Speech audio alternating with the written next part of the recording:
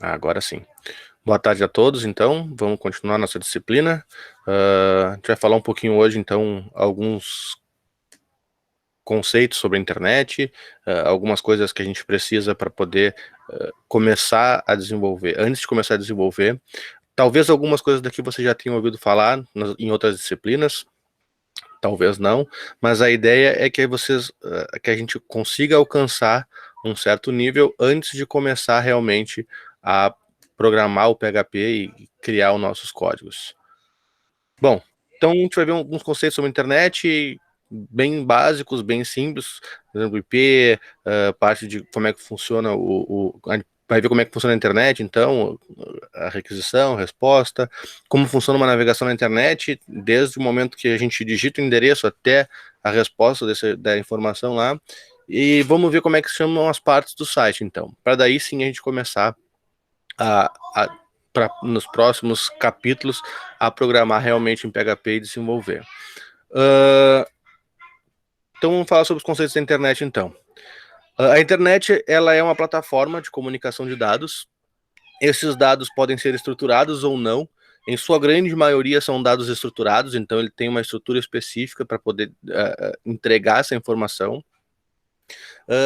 As páginas web, então, que a gente vê, elas são dados estruturados, então eu tenho parte textual, eu tenho parte de imagens, eu tenho parte de vídeo, então tudo isso tem uma estrutura específica que deve ser entregue na hora para o navegador conseguir montar a página e mostrar de forma correta para o usuário. Outro conceito que a gente precisa saber, a internet ela funciona numa estrutura chamada de cliente-servidor. A gente tem os clientes, que são as máquinas que a gente usa, os nossos computadores, celulares, tablets, notebooks e por aí vai. E a gente tem os servidores do outro lado, que é aonde ficam hospedados essas páginas, aonde ficam disponibilizados esses documentos que são utilizados para carregar a nossa página de forma correta.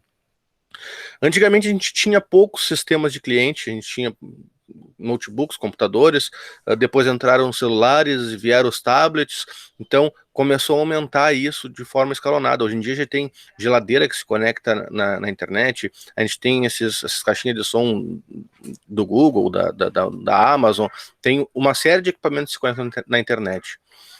A gente tem uma limitação hoje no que a gente chama de IPv4, que é a versão do IP que está sendo utilizada mais amplamente hoje. A gente tem uma limitação de endereços de IP.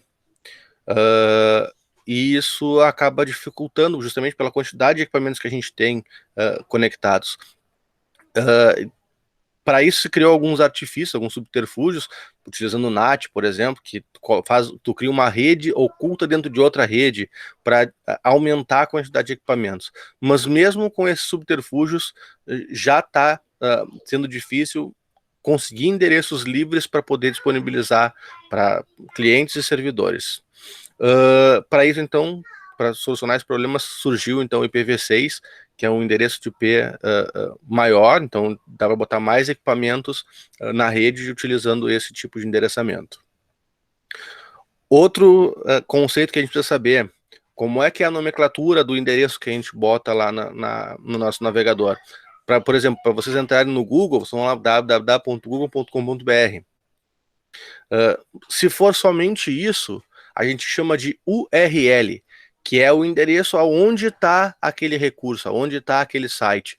Aquilo ali direciona, então, para um servidor específico que vai responder esse questionamento para vocês.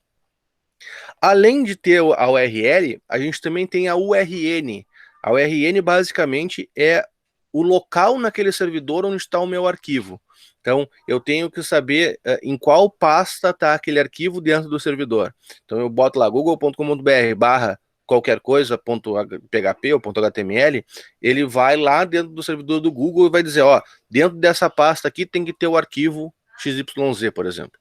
Tá? Então, a gente tem nomenclaturas diferentes para a mesma coisa. Então a gente tem lá um endereço que a gente tem a URL e associado a ele a URN. Se vocês olharem aí agora no Meet de vocês, lá no endereço dele, tá meet.google.com. Isso é a URL. O que vem depois ali, o código da reunião e mais algumas informações que estão ali depois, isso é a URN. Então são informações que são enviadas para o servidor para que ele consiga achar o documento e autenticar de forma correta, no caso aqui, porque tem autenticação ali, tá? Mas a ideia é essa separação.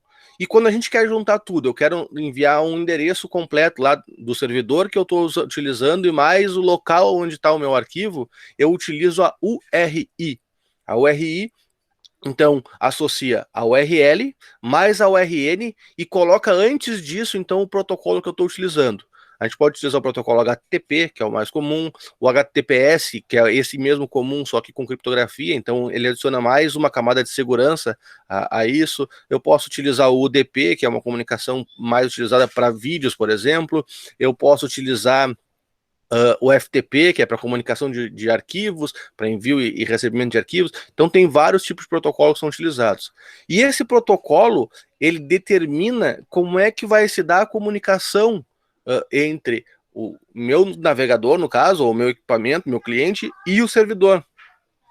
O HTTP, por exemplo, que é o que a gente vai ver daqui a pouquinho, ele tem essa ferramenta que eu tenho um formato específico que eu tenho que enviar de pacote para solicitar a informação que eu quero, e o servidor lá ele tem que formatar o pacote também num formato específico para me devolver isso. Então eu tenho formatações específicas para poder devolver essa informação, requisitar essa informação e para ele me devolver essa informação, senão se eu enviar de uma forma diferente desse formato específico, o servidor vai chegar lá e vai dizer assim, tá, mas o que ele quer? Não vai conseguir entender. Então tem uma formatação específica. Quando ele devolve, o meu navegador tem que receber essa informação e conseguir montar o site para mim, senão não serve para nada. Então, novamente, se não vier nesse formato específico, o meu navegador não vai conseguir montar essa página e eu não vou conseguir visualizar as informações que estão ali dentro. Bom, um outro problema que a gente tem na internet, a internet ela não se acha pelo endereço, pela URL dos sites. Eu não consigo dizer assim, eu quero ir no google.com.br. Para a internet isso não quer dizer niente, não quer dizer nada. Eu preciso saber, a internet toda se acha pelo endereçamento de IP. Então eu tenho que saber qual é o endereço IP que está associado a esse google.com.br.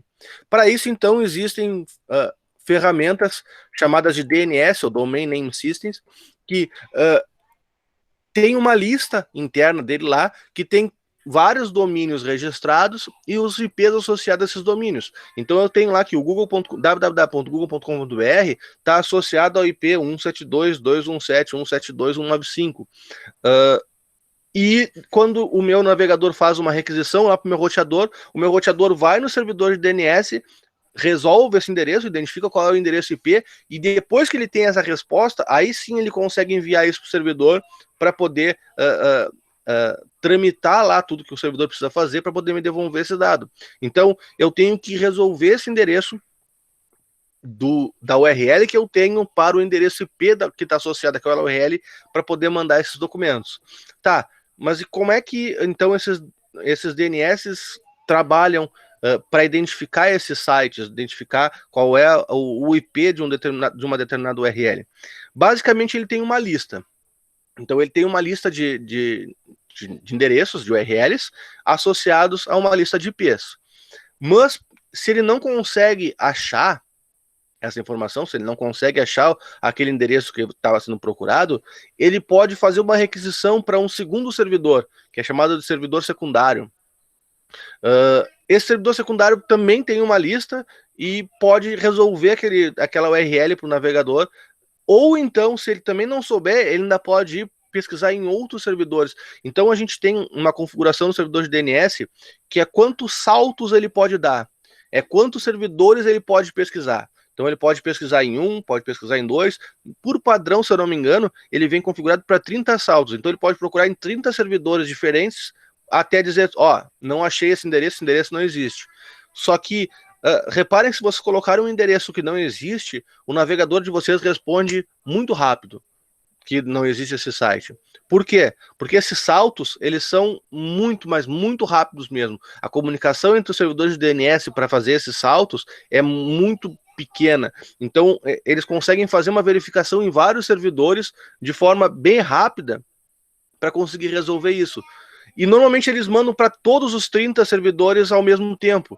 Se qualquer um deles responder com o endereço IP, ele automaticamente bota lá na lista dele e envia o teu pacote, envia para o teu roteador enviar o pacote para o servidor correto. Então, a gente precisa muito do DNS, porque imagina, tem que saber que eu quero pesquisar uma coisa no Google, eu tenho que saber que o endereço IP do Google é 172.217.172.195.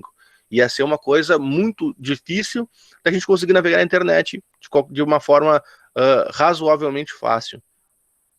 E além disso, muitas vezes esses endereços, justamente pela falta de endereço IP, esses endereços acabam sendo trocados em alguns momentos. Então, nesse momento, o endereço IP do Google é esse, mas pode ser que daqui a um mês, daqui a um ano, ele não seja mais. Aí, e agora, qual é o endereço novo do Google? Então, ia tornar muito difícil essa comunicação.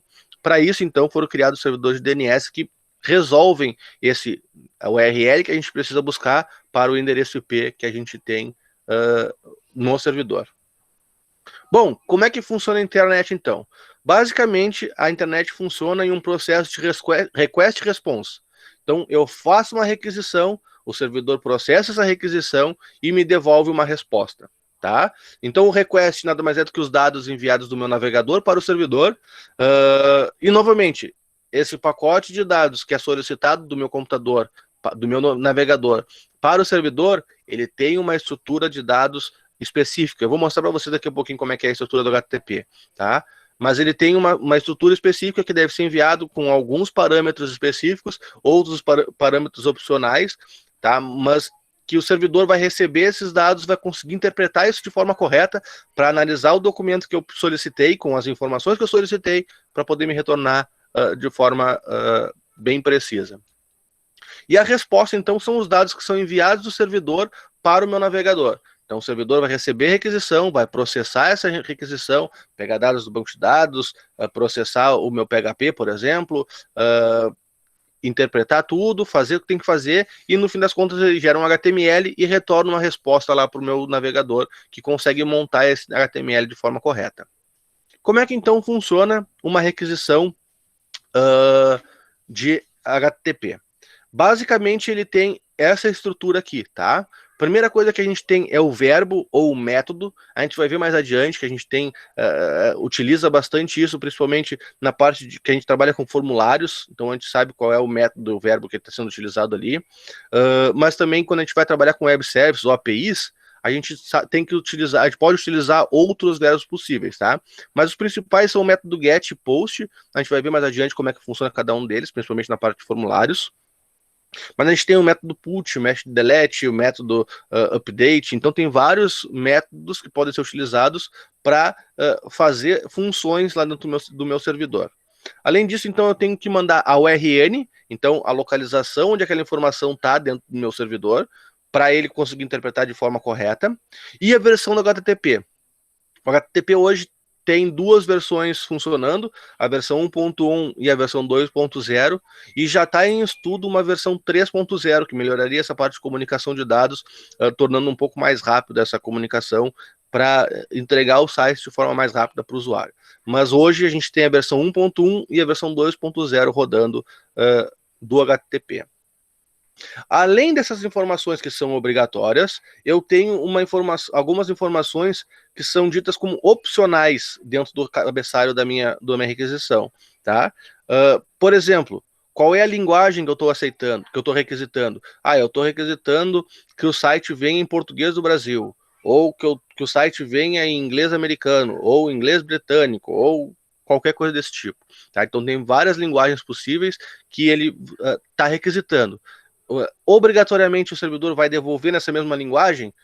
Não. Essa linguagem, normalmente, ele pega a linguagem que está como padrão no navegador e tenta buscar aquela linguagem. Se o servidor não tiver essa linguagem, só tiver em inglês, por exemplo, ele vai me retornar dizendo, a linguagem que eu encontrei foi inglês dos Estados Unidos e tu te vira aí. E aí o Google Chrome, por exemplo, ele tem uma ferramenta lá que já te oferece automaticamente, você quer traduzir esse texto do inglês para o português? É justamente isso, ele fez uma requisição solicitando o português e a resposta veio em inglês. Então ele interpreta que tu pode querer traduzir isso do inglês para o português em algum momento. Tá? Além disso, a gente tem tipos de caracteres, que também é opcional dentro da requisição. Como assim tipo de caracteres, professor? existem alguns caracteres, algumas formatações de caracteres especiais por região.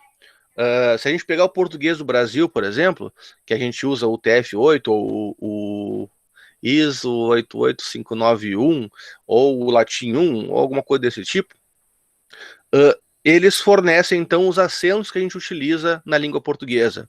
Se a gente utilizar o tipo de caractere errado, pode ser que tenha caracteres que não são identificados de forma correta.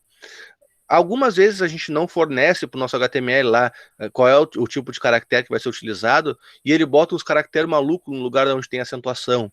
E é justamente isso, esse tipo de caractere, que evita esse tipo de problema. Que eu mando a requisição para o servidor dizendo para ele, ó, eu quero que a resposta venha, por exemplo, com codificação UTF-8.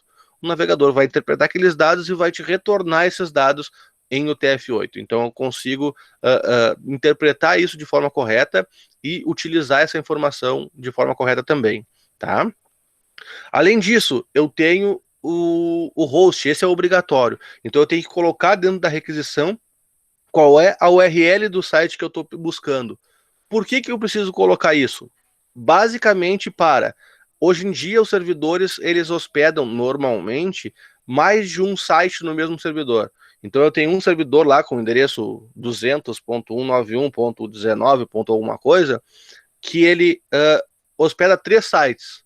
Como é que ele se acha para qual site é aquela requisição? Porque chegou no servidor, o roteador mandou para o servidor, então ele não sabe como é que vem, para qual site que vem isso. Para isso, então, ele utiliza esse host que vem aqui no cabeçalho para identificar de qual site é essa requisição, tá?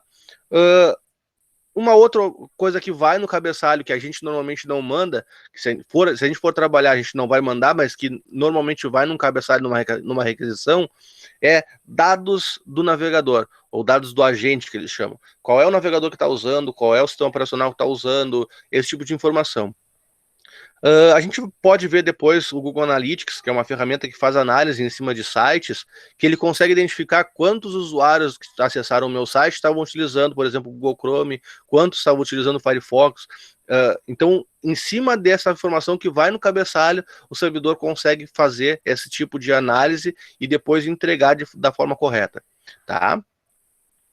E no corpo da requisição, então, que normalmente vai em branco, quando a gente faz uma requisição, bota o endereço e dá um enter, o corpo da requisição vai em branco.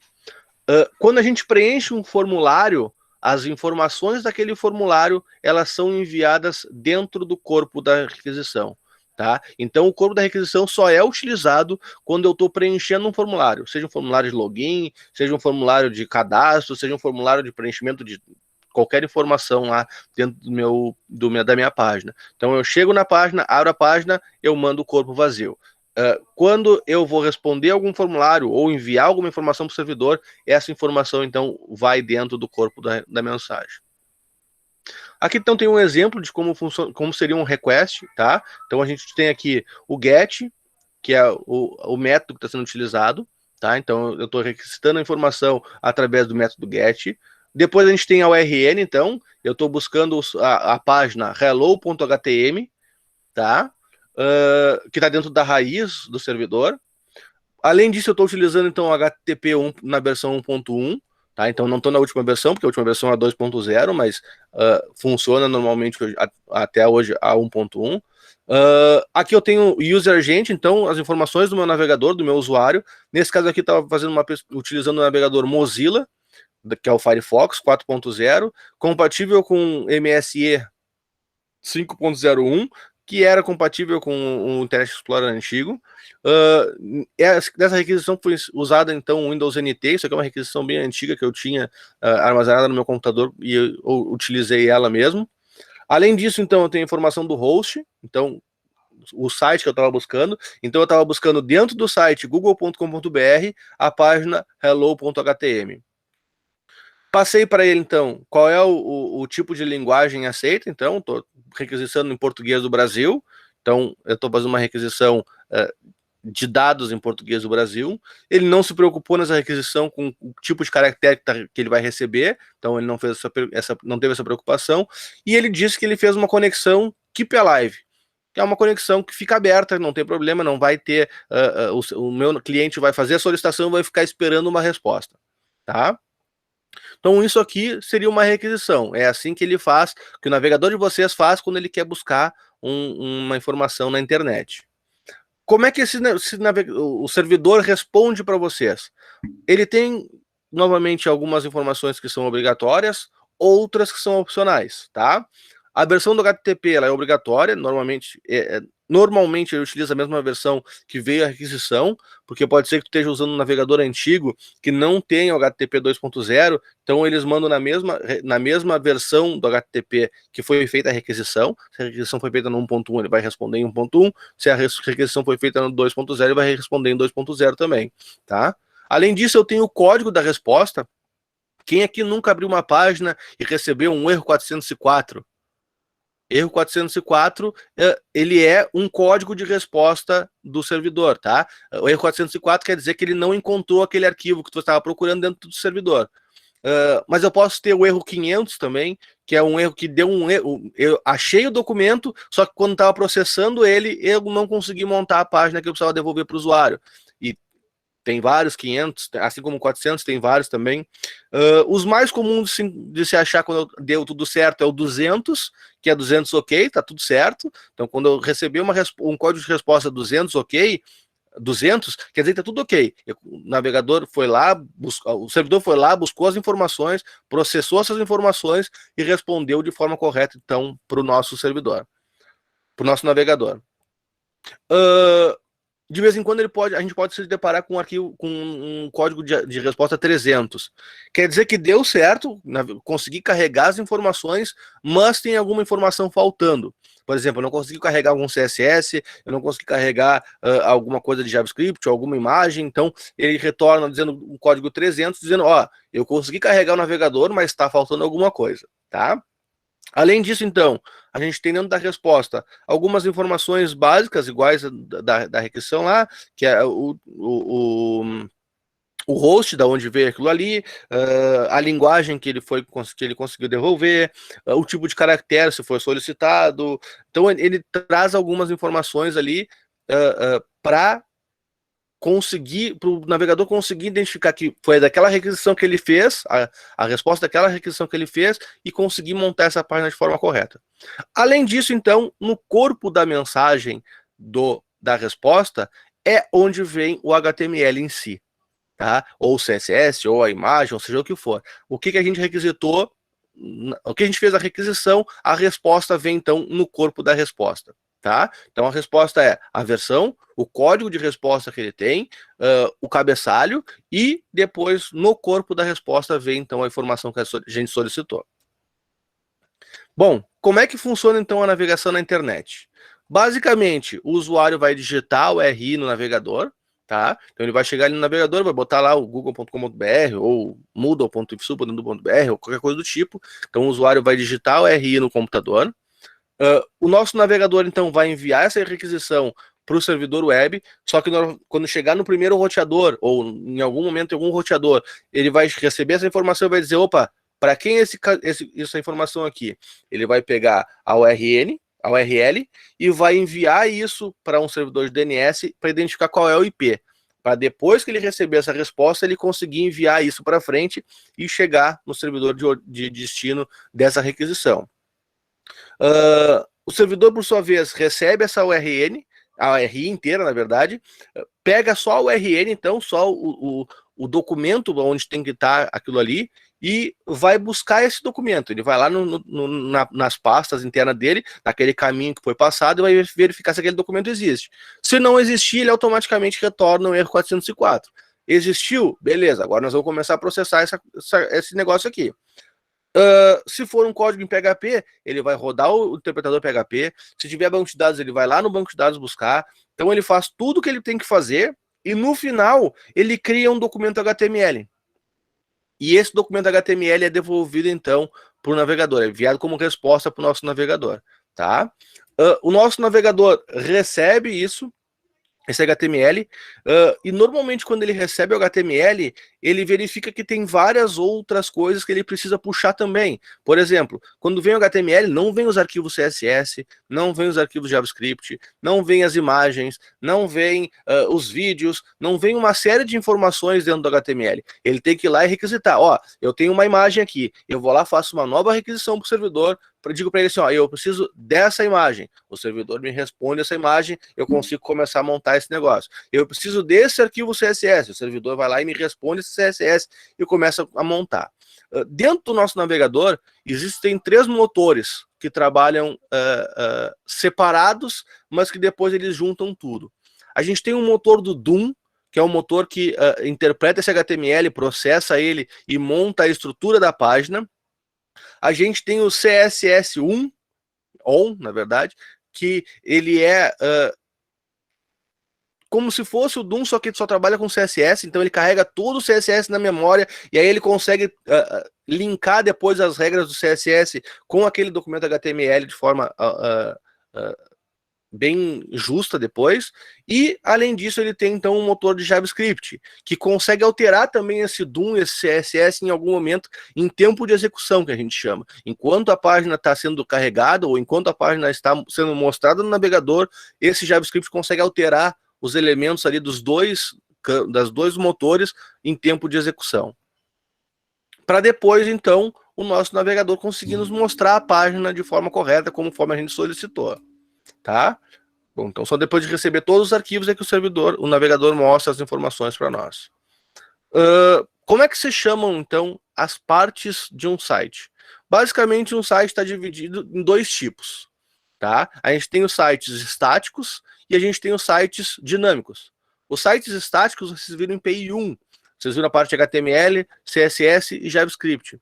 Esse tipo de site, ele não tem alterações. Tá? Então, conforme o programador programou aquele site, ele vai ser exibido para sempre, a menos que um outro programador ou o mesmo programador acesse o código-fonte, faça alteração no código-fonte e devolva, então, suba no servidor, no caso, para vocês conseguirem ver o novo site. Já sites dinâmicos, eles possuem um motor por trás, uma linguagem de programação, um banco de dados, alguma coisa do tipo, que permite que eu adiciono informações na minha página sem precisar alterar o código da página, somente com links lá de banco de dados ou com links do próprio PHP que altera as informações no meu HTML lá de forma dinâmica. Então, cada vez que eu entro na página, pode ter alguma coisa diferente, mesmo sem ter alteração no código-fonte da página em si, do HTML da página em si, tá? Bom, então os sites, eles têm 2 partes. Uma parte, o front-end, que vocês viram lá em PI1, e outra parte, o back-end, que é o que a gente vai ver na nossa disciplina aqui, tá? Então a gente vai ver como é que funciona a parte de trás, atrás dos montes, então a parte que não fica visível para o usuário, tá?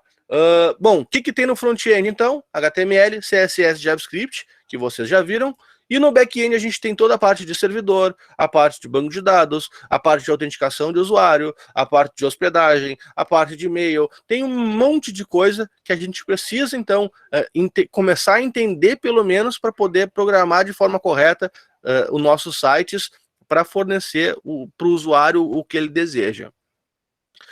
Uma coisa para ficar mais fácil de entender, uma imagem para ficar mais fácil de entender, seria mais ou menos isso aqui. A programação, um site, ele funciona como um iceberg. A menor parte, a parte que fica mais visível para o usuário, é o HTML, CSS, JavaScript lá. Toda a parte de baixo é o back-end, é o que a gente vai trabalhar. A gente vai ver MongoDB na nossa disciplina? Não. A gente vai ver como é que funciona a criação de web services e APIs? Não. Mas a gente vai ter que entender como é que funciona a programação no PHP, como é que funciona a comunicação com banco de dados, como é que funciona a manipulação de arquivos. Então a gente tem que entender uma série de coisas. Claro que a gente vai ser muito mais raso do que isso aqui, teria muito mais coisa para a gente ver nessa disciplina se a gente quisesse aprofundar realmente o back-end, mas a gente vai ver como é que funciona um back-end em PHP, que é mais simples e a gente precisa de menos coisa para fazer isso funcionar, tá? Uma outra imagem para ficar mais fácil, então, seria a ideia do monstro do lago, né? O usuário vê a parte bonita do monstro do lago, o que está para baixo, o back-end, que é o que a gente vai trabalhar, é a parte feia que a gente diz, porque como o usuário não enxerga isso, normalmente os programadores não prestam muita atenção, então tem muita coisa que fica esquecida, vamos botar assim, no back-end, que fica cheio de gambiarras, cheio de problemas, que a nossa ideia, a nossa disciplina é a gente aprender a deixar isso mais fácil de ser interpretado depois e vocês conseguindo entender o código dos outros, se for o caso. Então, na nossa disciplina, a gente vai trabalhar especificamente no back-end. Então, a gente vai trabalhar com PHP e banco de dados, tá? Banco de dados vocês já viram com o professor Luiz Fernando? Sim? Não? Talvez? Sim. Sim. Então tá. Então a gente vai fazer, no primeiro momento a gente vai trabalhar só com PHP e lá na segunda etapa, lá no final da nossa disciplina, a gente vai juntar esse PHP, esse banco de dados com PHP para poder transformar isso, nossos sites, de uma forma dinâmica mais fácil do que somente o PHP, tá?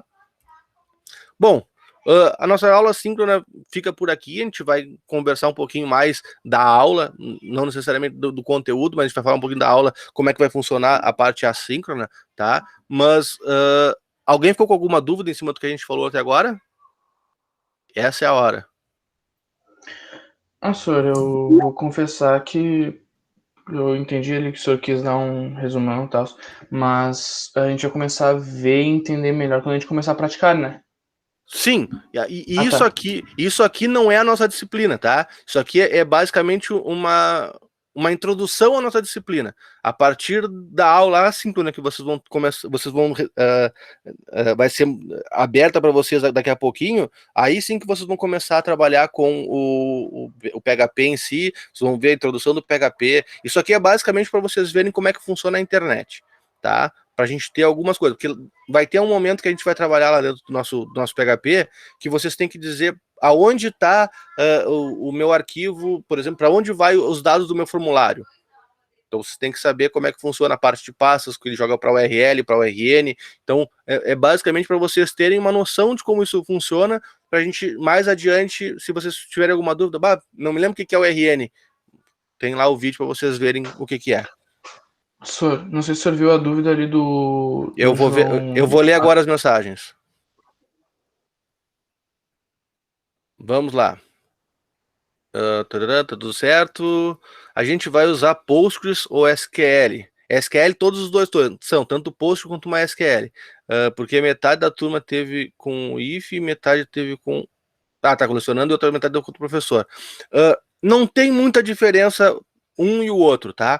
Como a gente vai utilizar o Champ, a gente vai basicamente ver com MySQL, tá? Porque o Champ ele já tem o MySQL associado.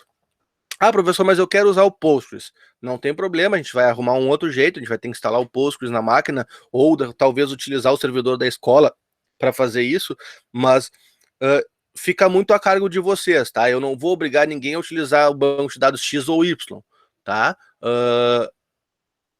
Por facilidade, por comodidade, a gente vai começar com uma SQL, que é o que tem instalado no Champ, ok? João Vitor?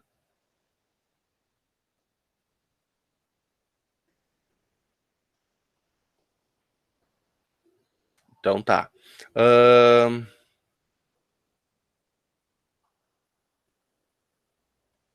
Ô, senhor, mas também não tenha muita fé no nosso conhecimento de banco de dados, porque a última vez que a gente mexeu foi em 2019. Não, mas não se preocupem, a gente vai ver, porque assim, para a gente poder utilizar o banco de dados com o PHP, a gente vai ter que utilizar os comandos que faz a conexão do PHP com o banco de dados. E isso a gente vai acabar vendo algumas coisas, por exemplo, de como faz a conexão com o banco, como é que faz uma consulta, como é que faz um insert, como é que faz um update, como é que faz um delete. As coisas básicas do banco de dados a gente vai fazer juntos, tá?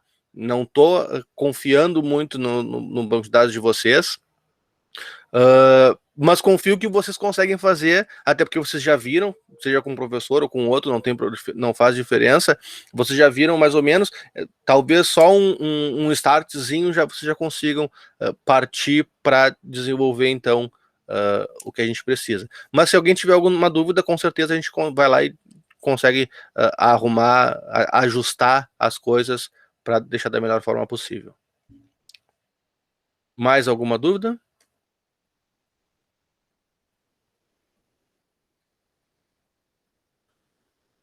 Se não vier mais nada, eu vou dar continuidade.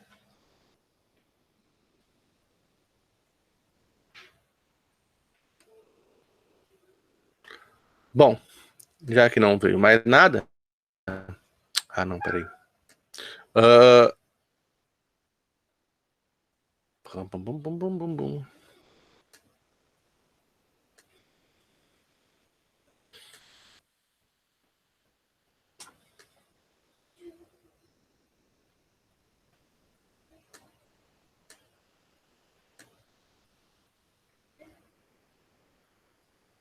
Bom, aqui está a disciplina de vocês do Moodle, tá? Vocês já têm o slide dessa aula disponível. Deixa eu fazer a alteração aqui. Moodle, ponto gravata aí. Eu não disponibilizei ainda a aula. Já era para estar, mas não está.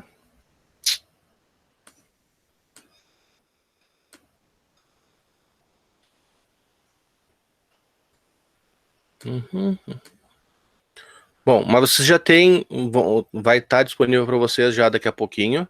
Só tenho que mandar mostrar aqui. Mostrar e mostrar. Pronto.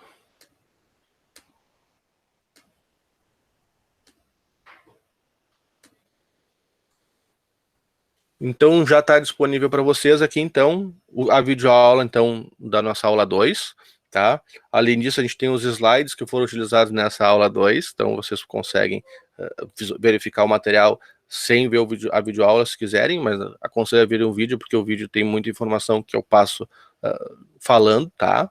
E além disso, então, a gente tem uma tarefa para vocês entregarem na semana que vem, tá? A tarefa são 11 perguntas, se eu não me engano, questões bem fáceis dessa introdução do PHP, tá? Então vocês vão pegar, basicamente vocês vão ver o vídeo ali e vão ir respondendo as perguntas, porque tá tudo dentro do vídeo. E a ideia é que vocês, ao final dessa tarefa, então vocês enviam um documento do Word mesmo, pode pegar as perguntas que estão lá na tarefa e botar num documento do Word ou do Google Drive, alguma coisa desse tipo. Respondam essas perguntas e enviam até semana que vem, tá? Na aula da semana que vem, então, a gente tem novamente uma aula síncrona, e a ideia da aula da semana que vem é uma aula um pouco diferente. A gente não vai ter, como a gente teve hoje, um conteúdo para me explicar. Então, essa aula da semana que vem fica, então, para a gente tirar dúvidas. Eu já vou colocar o vídeo da aula 2 da outra semana, provavelmente no final de semana. Então, se alguém quiser olhar o vídeo da aula 3, que é o da outra semana, e já ficar com alguma dúvida, é o momento de tirar dúvidas. Ok? Ok, senhor. Então tá. Então a gente fica por aqui hoje. Eu vou postar depois desse vídeo dessa nossa aula aqui lá no Moodle também. Todas as aulas que a gente fizer através do Meet, elas estão sendo gravadas e eu vou disponibilizar para vocês tirarem dúvidas também, se for o caso. Fico à disposição por e-mail se vocês precisarem de alguma coisa, ou se alguma coisa não ficar clara no vídeo, alguma coisa do tipo, pode entrar em contato comigo que a gente soluciona os problemas. E semana que vem, então, a nossa aula já começa a sala de aula invertida. Então, eu passo as videoaulas para vocês, vocês assistem as videoaulas e depois tiram as dúvidas comigo na aula presencial, aliás, na aula síncrona, tá?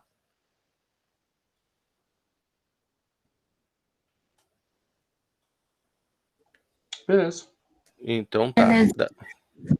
Da minha parte é isso. Agradeço a presença de todos. Nos vemos na semana que vem. Não esqueçam que tem material para vocês, tem material e atividade para vocês lá no Moodle. Beleza, senhor. Valeu. Até semana que vem. Nós. Valeu, até semana que vem.